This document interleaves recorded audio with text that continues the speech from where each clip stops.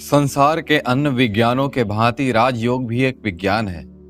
यह विज्ञान मन का विश्लेषण तथा अतीन्द्रिय जगत के तथ्यों का संकलन करता है और इस प्रकार आध्यात्मिक जगत का निर्माता है।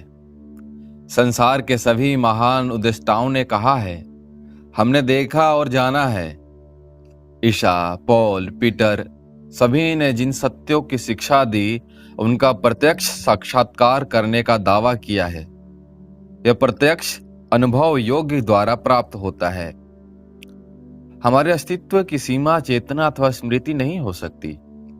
एक अतिचेतन भूमिका भी है। इसमें और सुषुप्ति में संवेदनाएं नहीं प्राप्त होती, किंतु इन दोनों के बीच ज्ञान और अज्ञान जैसा आकाश और पाताल का भेद है। ये आलोच योग शास्त्र ठीक विज्ञान के ही समान तर्क संगत है। मन की एकाग्रता ही समस्त ज्ञान का उत्सव है। योग हमें जड़ तत्व को अपना दास बनाने की शिक्षा देता है और उसको हमारा दास होना ही चाहिए। योग का अर्थ जोड़ना है, अर्थात जीवात्मा को परमात्मा के साथ जोड़ना या मिलाना। मन चेतना में और उसके अधीन कार्य करता है। हम लोग जिसे चेतना कहते हैं, वो हमारे स्वरूप की अनंत श्रृंखला की एक कड़ी मात्र है। हमारा ये अहम किंचित मात्र चेतना और अचेतना के विपुल परिणाम को आच्छादित करता है, जबकि उसके परे और उसकी प्रायः अज्ञात अति चेतन की भूमिका है। श्रद्धा भाव से योगाभ्यास करने पर मन का एक के बाद एक स्तर खुलता जाता है और प्रत्येक नए तथ्यों को प्रकाशित करता है। हम अपने सम्मुख नए जगतों की सृष्टि होती सी देखते हैं। नई शक्तियां हमारे हाथों में आ जाती है, किंतु हमें मार्ग में ही नहीं रुक जाना चाहिए।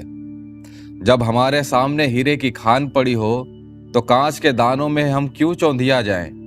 हमें कांच के दानों में हमें चौंधियाना नहीं चाहिए। केवल ईश्वर ही हमारा लक्ष्य है। उसकी प्राप्ति ना हो पाना ही हमारी मृत्यु है। सफलता कांची साधक के लिए 3 बातों की आवश्यकता है। पहली है ऐहिक और पारलौकिक, इंद्रिय भोग वासना का त्याग और केवल भगवान और सत्य को लक्ष्य बनाना।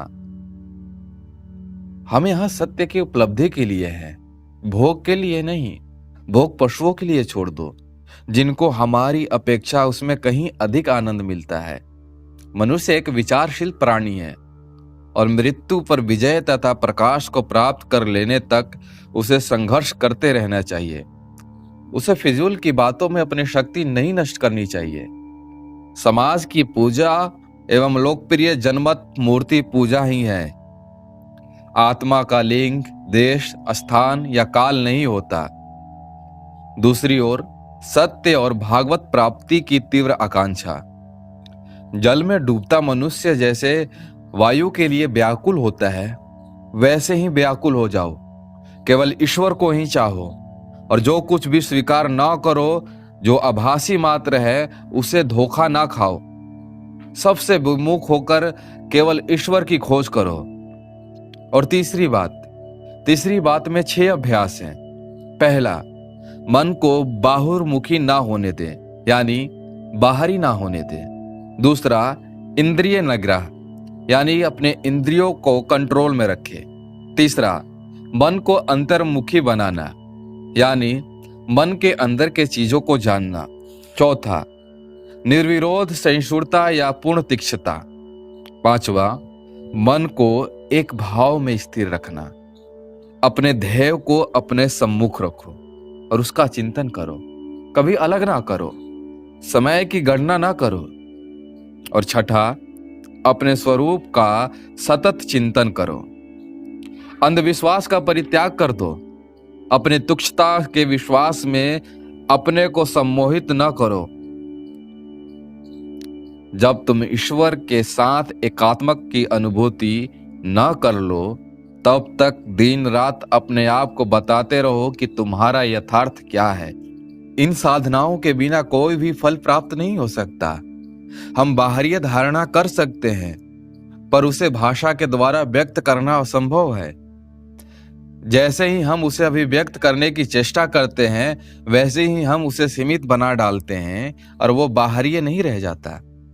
हमें इंद्रिय जगत के सीमाओं के परे जाना है और बुद्धि से भी अतीत होना है।